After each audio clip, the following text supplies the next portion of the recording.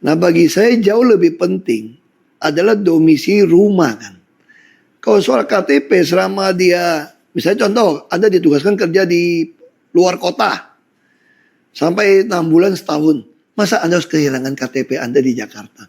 Betapa repotnya Anda mesti mengurus semua bank segala hal hanya gara-gara kamu sempat kerja.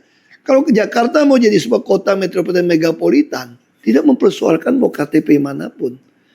Siapapun boleh datang. Apa kita sudah mengenal KTP nasional?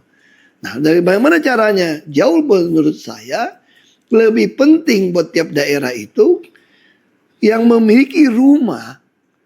Misalnya contoh, saya sekarang tinggal di kota Bekasi gitu ya. Kalau saya sudah tidak ada rumah di Jakarta, harus numpang orang, ya saya harus pindah dong ke Bekasi misalnya begitu loh.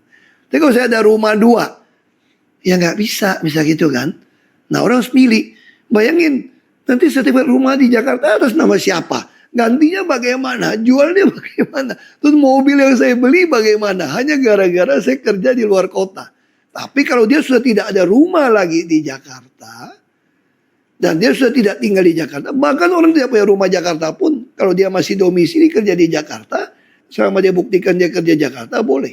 Apalagi saya mengusulkan tadi, orang yang tidak punya KTP Jakarta pun, selama dia kerja di Jakarta, bisa menunjukkan dia adalah pegawai yang kerja di perusahaan di Jakarta, yang berkantor di Jakarta, itu dia boleh tinggal di apartemen sewa yang murah yang dibangun oleh Pemda untuk mengatasi kemacetan tadi kan.